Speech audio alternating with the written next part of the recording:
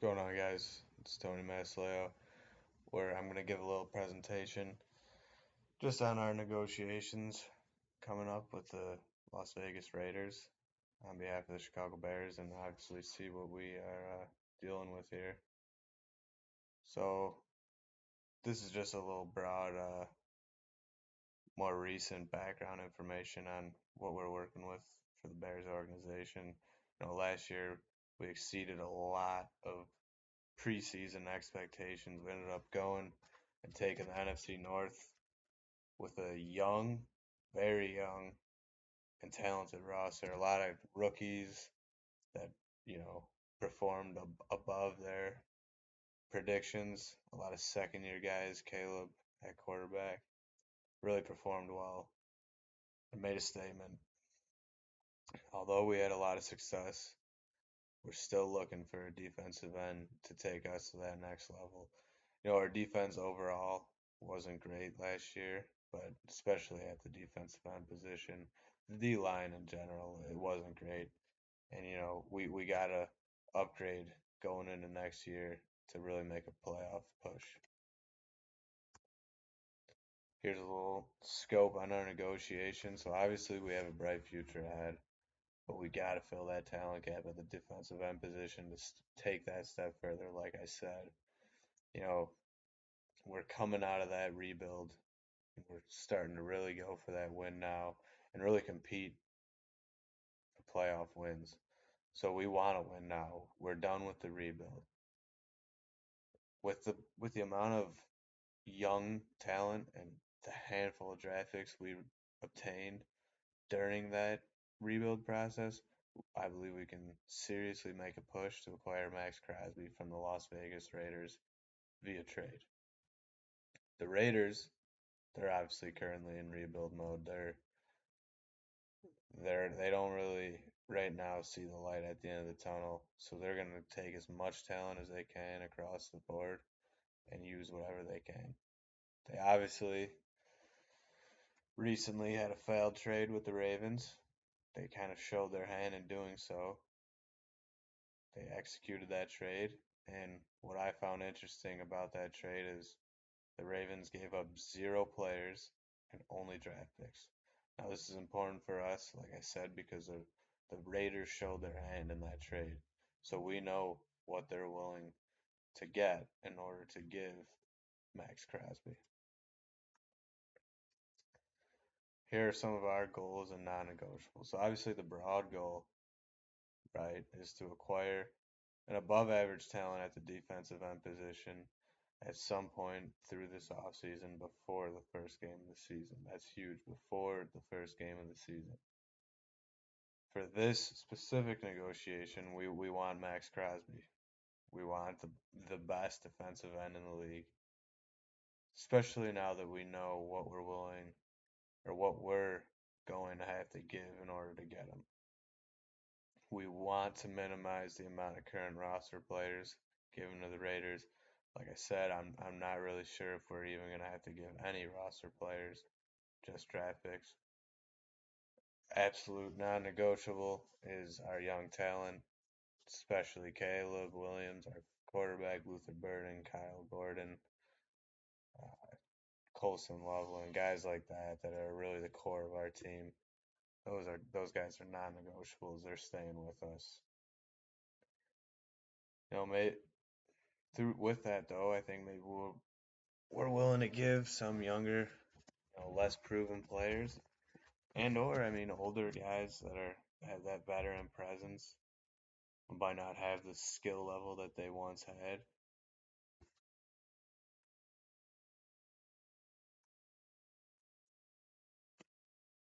For the Raiders, their goals and their non-negotiables, it's obvious they want to give away Max Crosby in exchange for an absolute surplus of players and/or picks that they can develop over the coming years, right?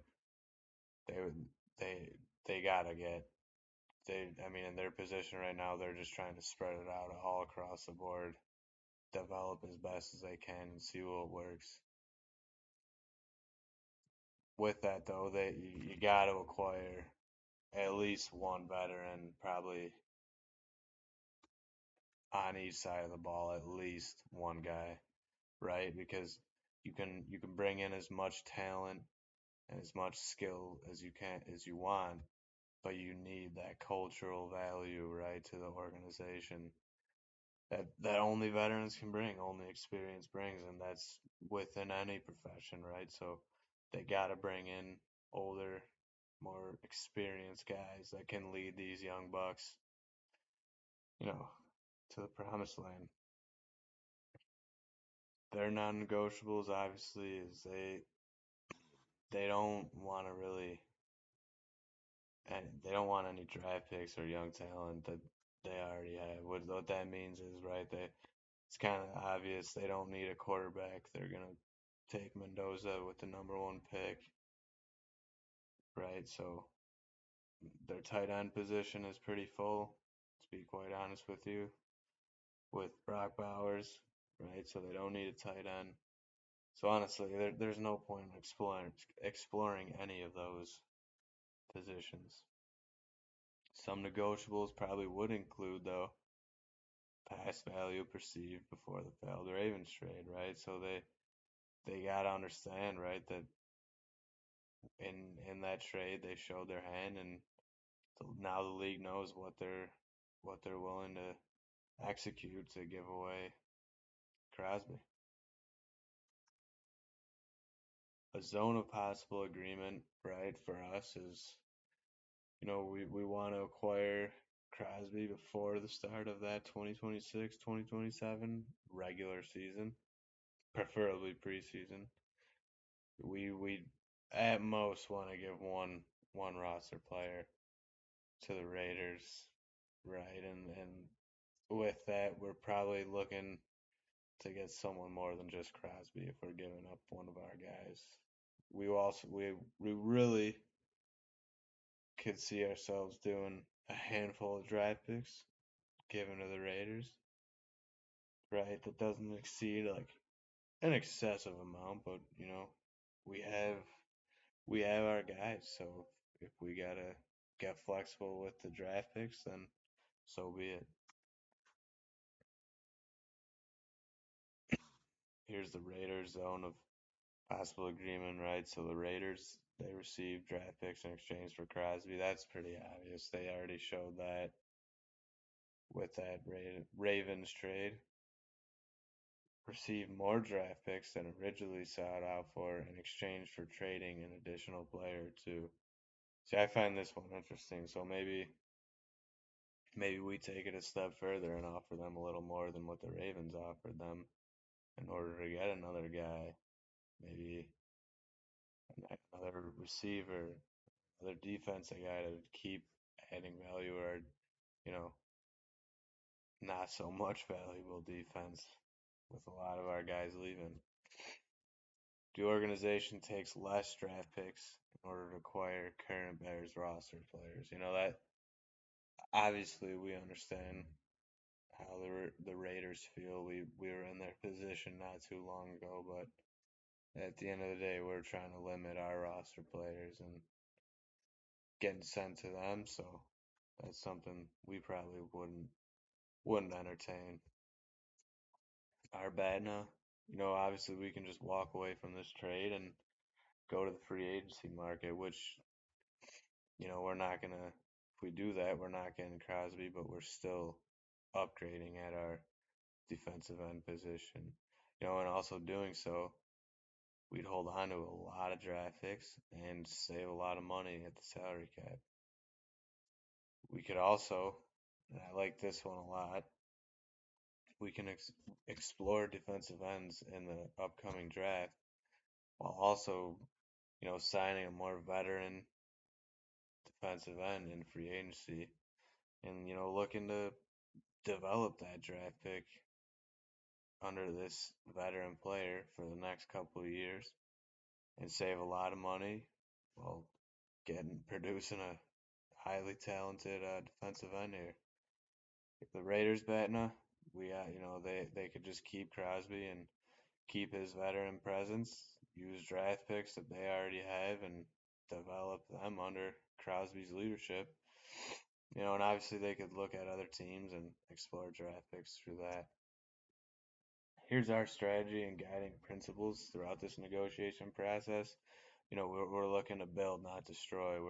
We're keeping our foundation strong, and that's how it's going to be. We're not blowing things up and going back into a rebuild process over one position here. When we want to maintain mutual fairness between both organizations, we're not trying to get a steal trade here where we understand we're just looking to upgrade at the defensive end position and they're just, trying to upgrade all around across the board. We want to, like I said, maintain the foundation of our organization while also stacking more talent. So we're not, like I said, we're not blowing the house up. We're just adding one or two more rooms in the upstairs. This is something huge that I think matters a lot. We're gonna use the failed Ravens trade as leverage in negotiation. We gotta use that failed Ravens trade as leverage, right? They showed their hand. We also gotta remain flexible to any trade proposals, right? We're going in this with an open mind and we're listening to every possible proposal that they can. Techniques and tactics. So we're going to use integrative techniques, present proposals that the Raiders might have not heard already before. We want to use interest-based negotiation. Proposals that, at the end of the day, just address interest for us and the Raiders. We're not beating around the bush. We're getting straight to the point. Conditional concessions, right? So if they come at us with unreasonable proposals, we'll kind of come at them with unreasonable demands because at the end of the day, they show their hand. We're not, like I said, we're not here to play games. We're trying to get this deal done. But we want to anchor because we have that leverage on them, you know, with that failed Ravens trade. We're gonna try and put them in the corner them right from the start. So we're gonna propose something right at the start, that might give us a little bit of an advantage. See if they're willing to go there. If not, that's fine. We're not gonna push it too hard. We'll meet them back in the middle, you know, because at the end of the day, like I said, we're not trying to come away with like a steal trade here. Last but not least, here, guys, I left a little role play scenario. This is just kind of a template to use as a mock, if you will, going into our negotiation process here with a real life scenario of what we can see from them, what we can expect to see from them, and just real life, using the techniques in real life that I've listed throughout this presentation, how we may use it, how they may respond to those techniques, all these different things uh, to get Crosby. So yeah, at the end of the day, guys, we're looking to get Max Crosby, but on a broader level, we're just trying to upgrade at the defensive end position and make a push for the Lombardi Trophy next year.